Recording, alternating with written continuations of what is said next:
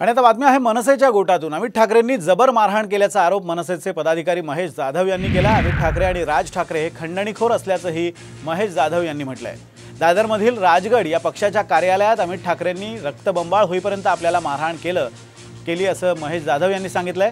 दरम्यान महेश जाधव यांनी केलेले आरोप हे खोटे असून महेश जाधव हेच खंडणीखोर असल्याचा प्रत्यारोप मनसेच्या योगेश चिले यांनी केलाय। ठाकरे थोतांड ठाकरे हे मराठी माणसाचे कैवारी नाही आहेत, हे व्यापाऱ्यांचे कैवारी आहेत, व्यापाऱ्यांचे दलाल आहेत, दलाल। राज ठाकरे आणि राज ठाकरेचा पक्ष हा दलाल आहे, फक्त वसुली बहादूर करणारा पक्ष आहे, त्याच्या पलीकडे काही नाही। मला ह्या सगळ्या फेसबुक लाईव्ह नंतर माझा जीव पण घेतील, मला मारून टाकतील, माझा मर्डर होईल, पण मी हा विषय सोडणार नाही। अमित ठाकरे आणि त्याचे ते चिल्लर पिल्लर जी काही लोक होती त्यांनी माझ्यावर हात उचलला, आज जीव घेण्याचा प्रयत्न केला माझा। मराठी कामगार सेनेच्या माध्यमातून महेश जाधव हे अनेक बिल्डरांना पत्र टाकत होते, अनेक बिल्डरांकडून खंडणी मागत होते।